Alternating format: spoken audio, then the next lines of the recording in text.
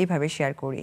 তো সেই জায়গা থেকে যেহেতু আপনি প্রশ্নটা করলেন তাই অ্যান্সার দিতেই হচ্ছে, তারা খুবই ভালো বন্ধু। মানে এরকম বন্ধু যে মাঝে মাঝে আমি যদি জয়কে বলি যে জয় তুমি কাকে বেশি লাভ করো, পাপাকে। এরকম কোনো কিছু খেতে গেলে সে পাপার জন্য হয়তো ওটা বেঁধে নিয়ে যাচ্ছে। আর এখন তো মানে তার মানে পাপার থেকে ইম্পর্টেন্ট হচ্ছে গিয়ে তার কাজিন ব্রাদার যারা আছে, কাজিন সিস্টার আছে, তারা তো মনে হয় যে কি বলবো মানে পুরো মানে বাসাটা জুড়ে থাকে। এবং গত কয়েকদিন আগে একটা ঘটনা বলি, মানে কাজে যে ছিলেন সার্ভেন্ট তাকে বলেছে যে আন্টি তুমি প্লেটটা নিয়ে যাও। তো সামাও হয় না, আসতে একটু লেট হয়ে গেছে, সেই দিক ওদিক তাকিয়ে মাথার উপর দিয়ে প্লেটটা ফেলে দিয়েছে। তো মানে সে ভয় পেয়ে গেছে যে তার বাবা কিছু বলবে কিনা। তো তার বাবা কিছু বলেনি, বাবা বলেছে যে না তোমার হাত পা কেটে যাবে, তুমি আর এভাবে ফেলো না। তো সেটা সে খুব ভালোভাবে নিয়েছে। 2-3 ঘন্টা পর তার মনে হয়েছে যদি বাবা বকা দেয় বা কিছু করে সে বাসায় আসবে, মানে বসুন্ধরা আমার কাছে আসবে। আমি এখন বসুন্ধরা যাব, আমাকে এখনই নিয়ে চলো, যত রাতই হোক। পরে তার বাবা বলতে বাধ্য হয়েছে বাবা আমি কিছু বলবো না, পারলে আরো 4টা প্লেট দিচ্ছি তুমি ভাগো। মানে তাদের মধ্যে এমন একটা বন্ডিং, মানে কি বলবো, দুজন ভালো একজন বন্ধু। বিউটিফুল। এটা মায়ের কাছ থেকে কমপ্লিমেন্ট পাওয়া মানে অনেক কিছু। আমরা নিশ্চয়ই আরো শুনবো আপনার কাছ থেকে, তবে ছোট্ট একটা বিরতির পর। দর্শক আশা করছি আমাদের সাথেই থাকবেন।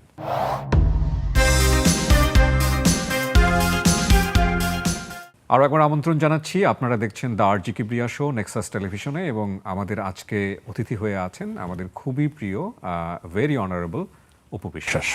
আমরা আবারও এই ক্যারিয়ারের জায়গাটা একটু আসতে চাই। সাকিব অপু জুটি বাংলাদেশের অত্যন্ত জনপ্রিয় জুটি, এ ব্যাপারে কোনো সন্দেহ নাই। তারপরে এই জুটির অনেক সিনেমা এখন দর্শকরা মিস করেন এবং সেই ছবি হয় না, হওয়ার কোনো সম্ভাবনা আছে কিনা সেটাও আমরা জানি না। আপনার জায়গা থেকে বক্তব্য কি? আপনি কিন্তু এই বিষয়ে সবসময় বলেছেন যে সুযোগ থাকলে আপনি কাজ করবেন। হ্যাঁ, আমি আবারও বলছি সুযোগ থাকলে আমরা কাজ করব। আর সুযোগটা কেন আসছে না? কারণ আপনাদের তো কমিউনিকেশন আছে, দর্শকরাও চায়। অ্যাকচুয়ালি মানে সুযোগের কারণটা তো ডেফিনেটলি একজন প্রযোজককে উদ্যোগ নিতে হবে। এই যে আমার সাকিবের প্রচুর সিনেমা হয়েছে, এটা তো আর আমরা কেউ ঘর থেকে করিনি। এটা প্রযোজক উদ্যোগ নিয়েছে এবং ব্যাক টু ব্যাক সিনেমা আমাদেরকে সাইন করিয়েছে, দেন আমরা কাজ করতে পেরেছি। আপনি নিজেও লাল শাড়ি করলেন, আপনি চাইলে তো সাকিবকে কাস্ট করতে পারতেন। এই জায়গাটাতে আসলে শাকিব খানের মতো এত বড় মাপের একজন আর্টিস্টকে আসলে এখানে ডিফিকাল্ট ছিল। এবং এখানে একজন, হ্যাঁ, আমি যদি এখন আর্টিস্টের জায়গা থেকে দেখি তাহলে আসলে ওনাকে নিয়ে এই কাজ করাটা আমার পক্ষে উচিত হবে না, কারণ উনি যে পরিমাণের আর্টিস্ট, ওই এফোর্টটা এই ক্যারেক্টারে তার ছিল না। আগের যে অবস্থাটা ছিল সেখান থেকে তো এখন একটু ভিন্ন ধরনের অবস্থা আমি বলবো। ছবি কম্পারেটিভলি অনেক কম হচ্ছে, সাকিবের জায়গাটাও মানুষ মিস করছে, সেটা অন্য কাউকে দিয়ে ওইভাবে হিট হওয়ার জায়গাটা প্রশ্নবিদ্ধ আছে। ডেফিনেটলি সেই লেভেলের না। আপনি যাকে দিয়ে ট্রাই করছেন হয়তো অনেক ভালো সাপোর্ট পাচ্ছেন, অনেক ভালো রেজাল্ট পাচ্ছেন, কিন্তু সাকিব লেভেলের পাচ্ছেন এটা আমি নিশ্চয়ই বলবো না, দর্শকও সেটা বলছে না। তো সেই জায়গা থেকে আপনার কোনো খারাপ লাগা আছে কিনা, বা খুব বেশি তাড়না অনুভব করেন কিনা আবার পূর্বের জায়গাটা ফিরে পেতে? আমি আর সাকিব যখন প্রচুর কাজ করেছি তখন একটা ওই সময়টাই ছিল, এবং এত কাজ করেছি যে আমাদের 12 মাসে 14টা সিনেমা করা হয়েছে। ঈদে আমার সাকিবের সিনেমা এসেছে 4 থেকে 5টা। তো ওইটা একটা সময় ছিল। এখন যেটা হচ্ছে আমি মনে করি এটাও খারাপ না। তবে বিগত 4 বছর আগের কথা যদি আমরা ভাবি, যখন আমি আমার বাচ্চাকে নিয়ে একদম আড়ালে চলে গেলাম সিনেমা থেকে দূরে, তখন যদি আমি সিনেমা হল বা বিজনেস চিন্তা করি, একদমই ছিল না। কারণ সবাই সবার জায়গা থেকে নিজের মতো করে কাজ করেছে, কিন্তু ইন্ডাস্ট্রিরও যে কিছু হয়ে কাজ করার আছে সেটা হয়তো বা অনেকে বুঝে উঠতে পারেননি।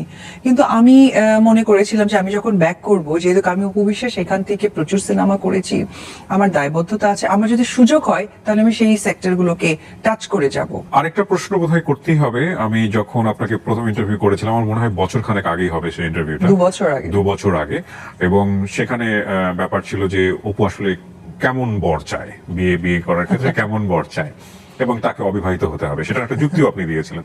উপর অবস্থান কি এখন ওরকমই আছে, নাকি সাকিব অপু মিলে যাওয়ার একটা সম্ভাবনার কথা দর্শকরা যেহেতু বলছেন, সুতরাং ওই জায়গা থেকে অপু সরে এসছে? না, আসলে আমি ওই সময় যেটা বলেছিলাম এখনো ওটাই বলছি, যদি ভবিষ্যতে মানে আমাকে অন্যভাবেই দেখতে হয় তো ডেফিনেটলি আনম্যারিড কাউকেই তো দেখবো, এটা একদম আমার ইচ্ছে। আর সেই জায়গা থেকে আসলে ওই রকম চিন্তা আপনি বলার জন্য বলা, কিন্তু আমি আসলে এই মুমেন্টে আমি আমার ছেলে, আমার ক্যারিয়ার আর ডেফিনেটলি ইন্ডাস্ট্রির প্রতি অনেক দায়বদ্ধতা আছে। এই 3টে ঘিরে এতটা ব্যস্ত সময় যাচ্ছে আমার মানসিক ভাবে, অন্য চিন্তা করার। আপনি কখনো ফ্রাস্ট্রেটেড হন না? না। কেন হন না? ছোট্ট জীবন, মানে চাওয়ার থেকে পাওয়াটা অনেক বেশি পেয়েছি। উপরওয়ালার ইচ্ছায় খুব সুন্দর হাত পা, দেখতে সুন্দর। অপু বিশ্বাস নামটা বললে অ্যাটলিস্ট বাংলাদেশের কর্নারে হলেও আমাকে চেনে, 10টা লোক আমাকে রেসপেক্ট করে। একদম রাজপুত্রের মতো একটা সন্তান আমার জীবনে আছে। অবশ্যই খুব সুন্দর একটা বাবা সে পেয়েছে, যার ব্যাকগ্রাউন্ডের সাথে আমারও নামটা জোড়ানো আছে। ইন্ডাস্ট্রিতে প্রত্যেকটা মানুষ আমাকে প্রচন্ড পছন্দ করে, অ্যান্ড ডেফিনেটলি আমাদের বাংলাদেশের দর্শক থেকে শুরু করে যেখানে আমাকে চেনে, বাঙালি দর্শক বা নন বাঙালি দর্শক, তাদের যে সাপোর্ট পাই, তাহলে কেন আমার ফ্রাস্ট্রেশন হবে? আমি এই প্রশ্নের অ্যান্সারটা এরকম হবে এটা আমি জানতাম, এবং এগুলোই আপনার সবচেয়ে বড় শক্তি, এটাও আমি জানি। কিন্তু একইভাবে তো এটাও সত্য যে এই ঘটনাটা জীবনে ঘটে গেছে, যেটা যেটা আপনি প্রথম টেলিভিশন লাইভে আসলেন, বাংলাদেশের মানুষ জানলো, ওই সময়টাতে ওটা নিয়ে প্রচুর আলোচনা সমালোচনা হলো, আপনাদের বৈবাহিক জীবনের যে ব্যাপারটা। এটা আমি জানি না, এটাকে আপনি, যদি আমি এভাবে প্রশ্নটা করতে চাই, যদি আপনার ভুল সংশোধন করার সুযোগ থাকতো, আমি ভুল হিসেবে বলবো কিনা জানি না, আমি সাহসটুকু চেয়ে নিচ্ছি আপনার কাছে, আপনি সেম ভুলটা করতেন কিনা, বা এই ঘটনাটা ঘটতো কিনা, বা এটা যদি না ঘটতো তাহলে ক্যারিয়ারটা হয়তো অন্যরকম হতো, আরো গ্ল্যামারাস হতো, সেই জায়গাটাকে মিস করেন কিনা আমি ডেফিনেটলি জানবো আপনার কাছ থেকে। তবে ছোট্ট একটা বিরতির পর। দর্শক, আরেকটা বিরতি নিচ্ছি আমরা।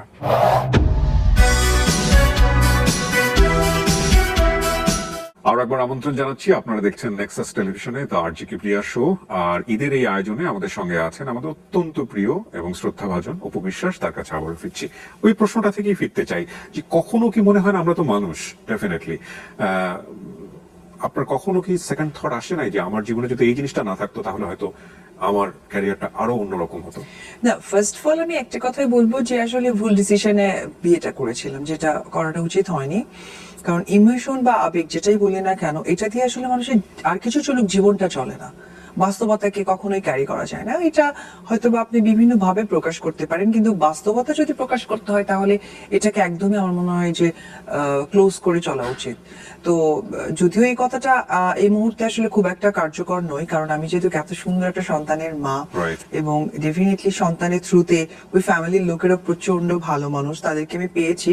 কিন্তু ব্যক্তি উপবিশ্বাস যদি একা একা বলা হয় যে তুমি নিজের মধ্যে একটা কথা বলো, তো তাহলে বলতে পারি যে হয়তো বা বিয়েটা আর কিছুদিন পর যদি চিন্তা করে করতাম বা ভেবে করতাম তাহলে আরো ভালো হতে পারতো। সাকিবের কোনো মোমেন্ট মিস করেন? এখন তো ছোট সাকিব আমার সামনে ঘুরে, সো মোমেন্টটা কোত্থেকে মিস করবে, এবং এভরিথিং তার বাবা। No no, you loved him once, right? আপনি তাকে একসময় পাগলের মতো ভালোবেসেছেন, হয়তো এখনকার অবস্থা আপনিও ভালো জানেন, বাট মিসিং ব্যাপারটা আসে না, আসলে তো স্বাভাবিক। না, মিসিংটা তখনই হতো যদি সে আমার থেকে অনেকটা ডিস্টেন্সে থাকতো বা কোনো ওয়ে আউটই থাকতো না। Okay. যেহেতু মানে ডিস্টেন্স, ওয়ে আউট কোনোটাই কার্যকর নয়, সো মিসিং এর ব্যাপারটা ওইভাবে ফিল হয় না। ওকে, সো আমরা আসলে সম্ভাবনার দ্বার উন্মুক্ত রাখছি, এবং আমরা পজিটিভলি ভাববো, ঠিক আছে? সাকিব এবং অপুর দর্শক যারা, তারা পজিটিভলি ভাববো, সেরকমই ভাইব পাচ্ছি। মাঝখানে একটা খুব টাফ টাইম গিয়েছে, বিশেষ করে আমাদের, এটা তো খুব কমন যে মা হয়ে যাওয়ার পরে একটু হেলদি ব্যাপার চলে আসে, এবং ওই সময়টাতে স্ক্রিনের প্রেজেন্স নিয়ে অনেকে অনেক ধরনের ট্রল করেছেন। অপু বিশ্বাসকে লম্বা একটা সময় ট্রলের মধ্যে যেতে হয়েছে, এবং আপনি সেটা ওভারকামও করেছেন। ইভেন সাকিবকেও আমি কোন একটা ইন্টারভিউ বোধহয় এটা নিয়ে কথা বলতে শুনেছিলাম, আপনার কম্পিটেন্সি নিয়ে। তো নিজেকে নিজে বোঝাতে হয় না, একটা ব্রেন স্টর্মিং কিন্তু করতে হয়। আপনি জিম করছেন সেটা ঠিক আছে, চোখে দেখা যায়, কিন্তু নিজের ব্রেনকে যে সিগন্যালটা দেওয়া যে না তুমি পারবা, তুমি পারবা, এই কাজটা কি শুধু আপনি নিজেই করেন, নাকি আপনাকে কেউ সাহসটা দেয়, ফ্যামিলি মেম্বার হোক বা ফ্রেন্ডস হোক? না, আমি নিজে থেকেই তৈরি করি। আমি জিনিসটাকে খুব নর্মালি নিই যে আপনি কাঁদেন কখন? কাউকে বলি না। কাঁদি কখন, কাউকে বলি না। কেন বলি না? কারণ কান্নাটা আসলে এটা আমার নিজের, এটা আমার নিজের ভালো লাগা মন্দ লাগা বা নিজের প্রপার্টি। এই প্রপার্টি আমি কারোর সাথে শেয়ার করি না, একদমই না। কারণ আমি হ্যাঁ, মানুষ যেহেতু কান্না তো আসে, কিন্তু সেটা আমি একদমই আমার মতো করে কান্না করি। ওই জগৎটা একেবারে নিজের জগৎ, হ্যাঁ, হ্যাঁ। সেটাই উচিত, এবং ইমোশনটাকে আসলে পাবলিকলি না দেখানোই ভালো। কারণ আমরা হচ্ছে কি নায়িকা, আমাদের পরিবারও কিন্তু আমাদের ওইভাবে কিছুটা হলেও ফিল করে। তো সেই জায়গাটা আমি সেই জায়গাটাই তৈরি করে রাখি। তবে হ্যাঁ, বাসায় থাকলে আমি একদম মানে প্রচন্ড ডাউন টু ওয়ার্ক কাজ করতে পছন্দ করি। ঘর ঝাড়ু থেকে শুরু করে, রান্না থেকে শুরু করে এভরিথিং নিজে হাতে করার চেষ্টা করি। আমি একবার শেষের দিকে চলে এসেছি, আমি একটা প্রশ্ন করতে চাই। আমার আজকে অনুষ্ঠানে আপনার সঙ্গে কথা বলতে বলতে মনে হয়েছে, আজ থেকে বেশ কয়েক বছর আগে সন্তানকে সাথে নিয়ে এসে টেলিভিশনে লাইভ করলেন আপনি, এবং পুরো বাংলাদেশের মানুষ এটা জেনে গেল।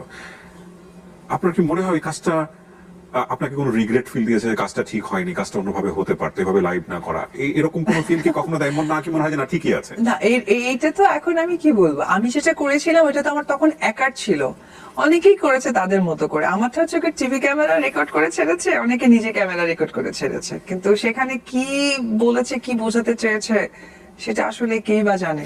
অনেকের সাথে কম্পেয়ার নাই মানে আমরা বুঝতে পারছি আপনি কার সঙ্গে কম্পেয়ার করছেন, বাট আপনার কখনো রিগ্রেট ফিল হয় কিনা যে না কাজটা এভাবে কখনো হয় না? না, এই জন্য হয় না, কারণ আমার কাছে মনে হয়েছিল যে ইম্পর্টেন্স ছিল যে অবশ্যই আমার আমি যে এত বছরের সংসার, আমি সংসারটা করেছি, আমার সংসার করার পেছনে অবশ্যই উদাহরণ হিসেবে বলতে পারবো যে আমার শ্বশুর কি খান, কি দিয়ে খেতে পছন্দ করেন, আমার শাশুড়ি কি দিয়ে রান্না করতে পছন্দ করেন, ওই বাড়িতে কতগুলো বেড কভার, ওই বাড়িতে কতগুলো কার্টেন, ওই বাড়িতে মানে ভিমবার কতগুলা, সো এগুলো আমার জানা। তো সেই জিনিসটা আমি সবাইকে জানাতে চেয়েছি। এটার ব্যাক পেছন কথাটাই হচ্ছে যেহেতু আমি সংসার করেছি, আমার সন্তান আছে, সেটা সবার কাছে জানিয়েছি। That's it. এই জন্য আমার কখনো মনে Definitely, হয় মানে না। সাকিবেরও পয়েন্ট কিন্তু এটাই ছিল বারবার, যে এটা আমার সন্তান নিয়ে কেন টেলিভিশনে আসতে হবে, ওর যুক্তিটাই ছিল এটা, এবং এটা নিয়ে দেখেছি যে আর্গুমেন্টটা হয়েছে। সো যেহেতু আপনাদের মধ্যে একটা মিলমিশ হয়ে যাচ্ছে বা একটা সম্ভাবনা তৈরি হয়েছে, এবং he is a very good father আপনি বললেন, তো সেই জায়গা থেকে সব থেকে বড় কথা সাকিবের মহৎ একটা গুণ বলবো, আমি কখনো বলেছিলাম সে ভালো বাবা হোক। আমার কোনো একটা প্রোগ্রামে এরকম কথা আছে যে আমাকে উপস্থাপক বলেছিল যে সাকিবের সম্বন্ধে কিছু একটা বলেন, তখন আমি বলেছিলাম যে হ্যাঁ, তাকে একটা ভালো বাবা হতে হবে। আচ্ছা, ওটা ওই সময় একটা ছিল, আজ থেকে 1 বছর আগে একটা কোনো প্রোগ্রাম, আই থিঙ্ক মনে পড়ছে না।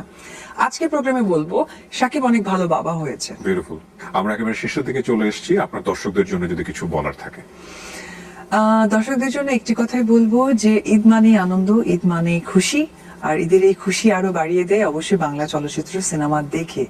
তো আপনারা যেখানে যে জায়গায় আছেন, আপনাদের কাছে ধারে যে সিনেমা হলে যে সিনেমাই চলবে না কেন, অবশ্যই বাংলা চলচ্চিত্র দেখে আসবেন এবং আনন্দ করবেন। আর একটি কথাই বলতে চাই, আমি উপবিশ্বাস আপনাদের সাথে সবসময় আছি, থাকবো।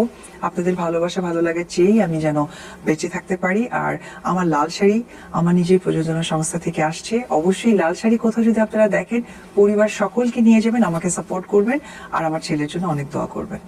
অনেক ধন্যবাদ উপবিশ্বাস, আমি খুব সম্মানিত ফিল করেছি যে আপনি আমার অনুষ্ঠানে এসেছেন।